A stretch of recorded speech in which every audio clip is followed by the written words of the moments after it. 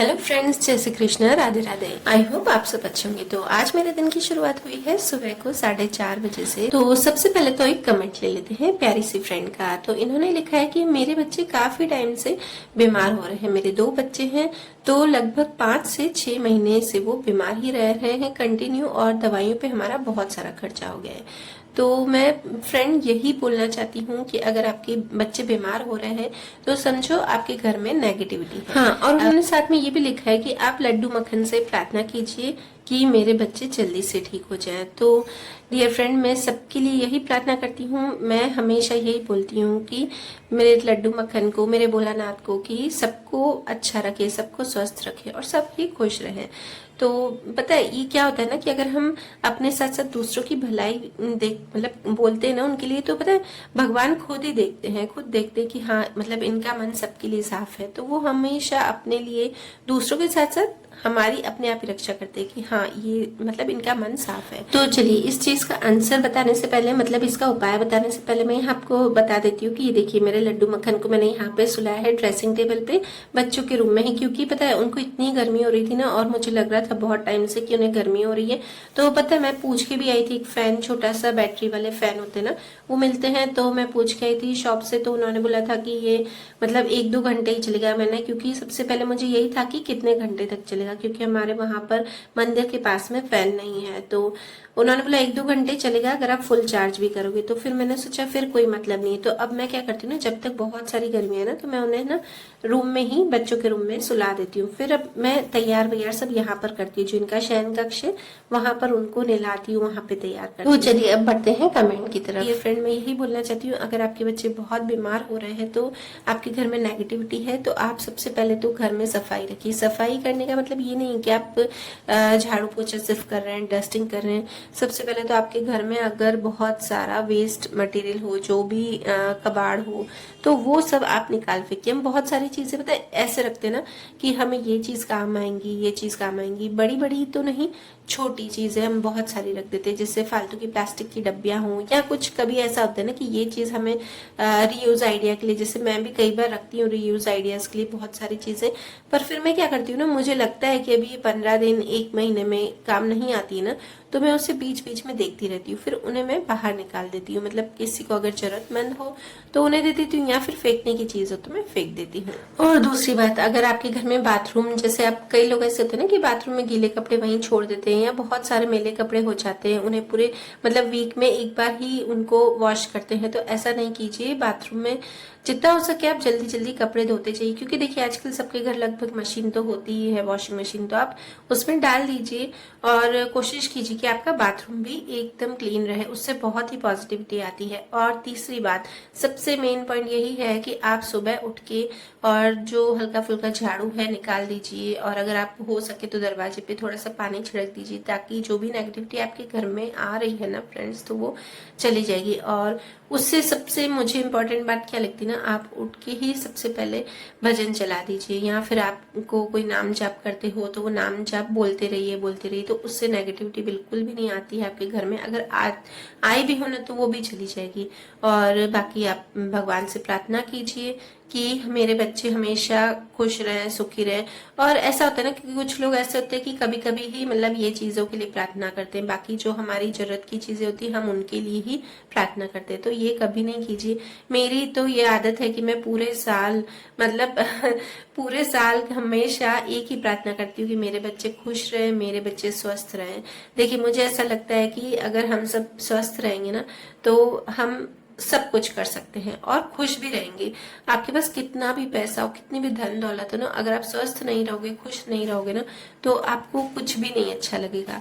तो सबसे पहले आप यही प्रार्थना कीजिए कि हमारे घर पे मतलब बच्चों के साथ साथ बड़ों की भी स्वस्थता का मतलब उनके लिए भी प्रार्थना कीजिए, क्योंकि देखिए अगर बड़े भी स्वस्थ रहेंगे तो हम भी खुश रहेंगे, वरना हमें ही उनकी टेंशन होनी है और हमें ही बाकी सारा कुछ संभालना पड़ेगा ऐसे। और मैं तो बोलती हूँ कि पूरा मतलब जो भी हमारे घर का जो भी चीज है वो आप भगवान को सौंप दीजिए। आप भगवान को बोल दीजिए कि जो भी मेरा परिवार पूरा मैंने आपको सौंप दिया है, तो बस वो अच्छा ही करेंगे। कभी भी देखना आपके घर में न तो दरिद्रता आएगी और ना ही आपके घर में मतलब कोई बीमार पड़ेगा। आप अपना सब कुछ भगवान पर सौंप दीजिए, फिर देखना भगवान सब कुछ अच्छा ही अच्छा करेंगे। अब देखिए यहाँ पर मेरा रूटीन शेयर कर रही हूँ।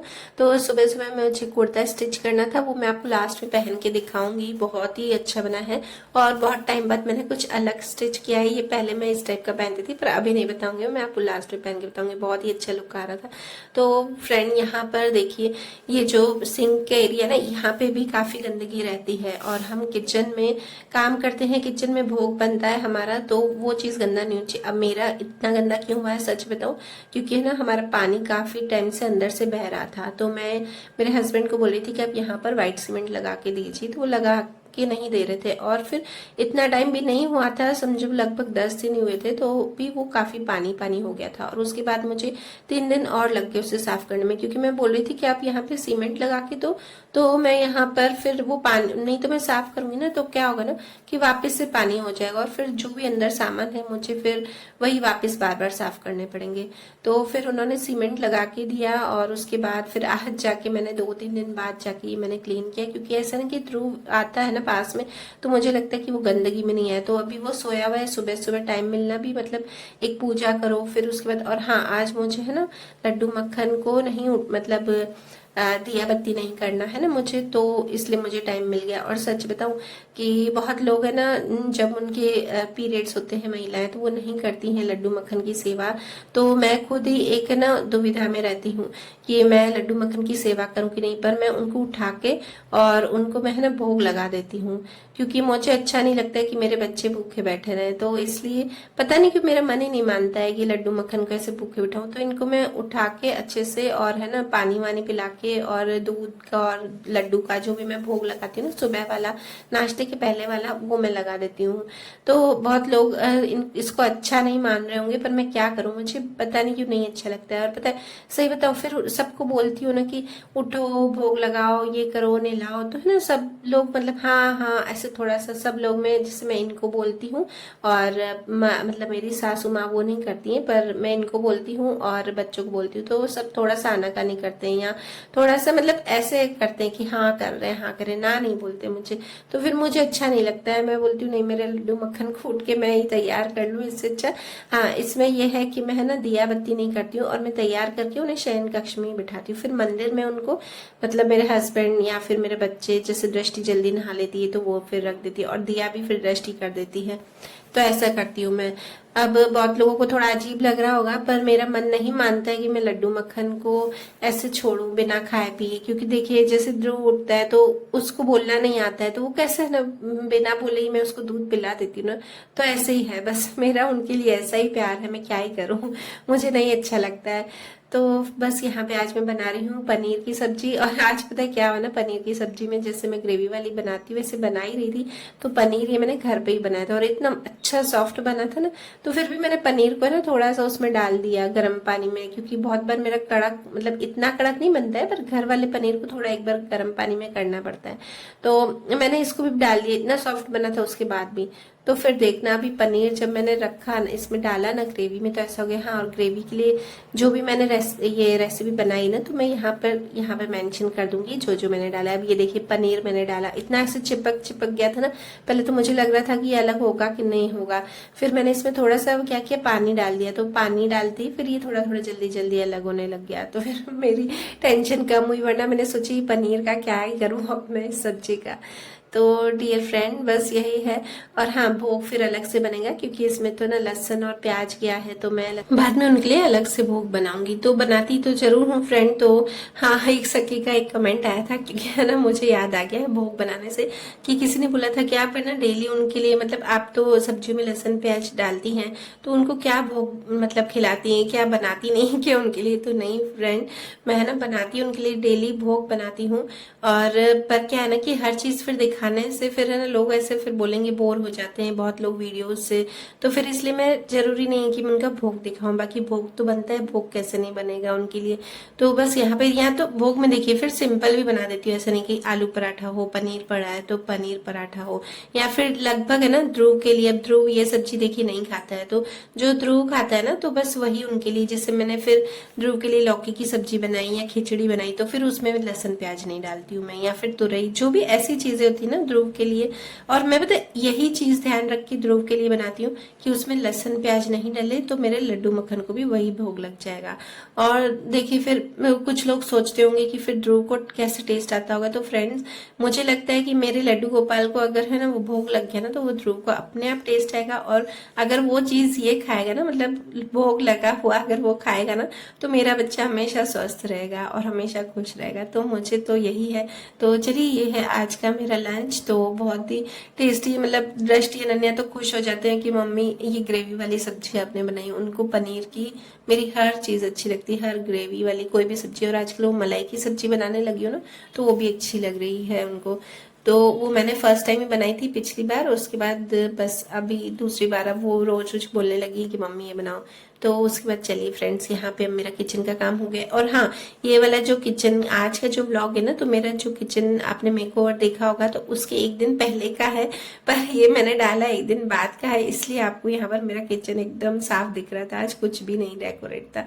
तो फ्रेंड्स देखिए, अब उसके बाद मेरा सारा किचन का हो गया। अब मैं आ गई हूँ रूम में और बस यहाँ पे रूम की डस्टिंग कर रही हूँ। और हमारे ध्रुव की क्या आदत है कि है ना, कुछ भी ना फैलाएगा ना तो उसको अच्छा लगेगा, और जब मैं साफ करूंगी तो वहां पे आके मजे से बैठ जाएगा। और ये आपको दिखाया था मैंने ड्रेसिंग एरिया का, ये जो मैंने छोटा सा ऑर्गेनाइजर लिया है, तो बहुत ही अच्छा है, इतना यूजफुल है ना, मतलब ये काफी बड़ा है ना। तो मुझे बस यही है कि देखिए ध्रुव का पाउडर इसमें डाल रही हूँ, और साथ ही साथ इसमें मेरी इतनी सारी लिपस्टिक है, नेल पेंट है, परफ्यूम एक इनकी रहती है, एक मेरी परफ्यूम बाहर रहती है।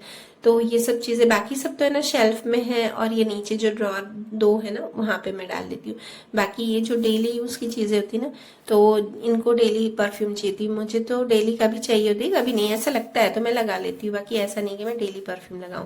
और मेरी सनस्क्रीन हुई, और नेल पेंट मैं बहुत सारी रखती हूँ, और कभी कभी लगाती हूँ, पर बहुत सारी रखती हूँ। और लिपस्टिक हुई, 3-4 लिपस्टिक हुई, ये सब चीजें, मेरे रबर बैंड्स हुई, ये सब चीजें यहाँ पे मैं रखती हूँ। मतलब जो भी मुझे डेली का यूज होता है ना, तो वो मैं सब इसमें ही रखती हूँ। तो वो मुझे ये छोटा ऑर्गेनाइजर था ना, तो बहुत मुझे दिक्कत आ रही थी, ऐसा लग रहा था ना कि कुछ कहीं पड़ा है, कुछ कहीं पड़ा है। तो अब मैं क्या करती हूँ, यहीं से बस एक बार में ले लिया और फिर बना, मतलब लगा दिया सुबह सुबह, वरना ढूंढने में बहुत वो लगता है मुझे। और उसके बाद फिर यहाँ पे मेरा मिरर है, जो कि बहुत ही मतलब गंदा हो चुका था। और ये मतलब ऐसा नहीं है, दाग नहीं होते मेरे मिरर पे, पर ये है कि धूल मिट्टी, पता नहीं क्यों मैं रूम की विंडो भी बंद रखती हूँ, फिर भी पता नहीं कहाँ से धूल मिट्टी आती है ना, पता ही नहीं चलता है। अगर मैं 2 दिन साफ नहीं करूँ तो मुझे तीसरे दिन अच्छे से क्लीन करना ही पड़ता है।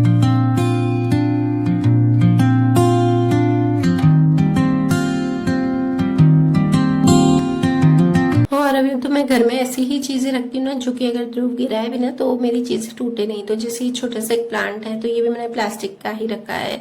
मतलब ऐसी ही चीजें कुछ भी, मेरे पास और भी आर्टिफिशियल बहुत सारी ऐसी चीजें हैं ना, तो जो जल्दी से टूट जाएगी, जैसे पॉट है तो वो सब टूट जाएंगे। तो फिर इसलिए ही मैंने आपको उस दिन दिखाया था ना जो फ्लावर पॉट, वो इसलिए ही मंगवाए थे कि मैं कहीं भी रख सकूं, और अगर वो ध्रुव गिराए भी ना तो खराब नहीं हो। तो बस ये छोटी छोटी चीजें, हाँ ये भी है कि आप घर में थोड़ा सा डेकोरेशन जरूर से करके रखिए, बहुत ही अच्छा लगता है।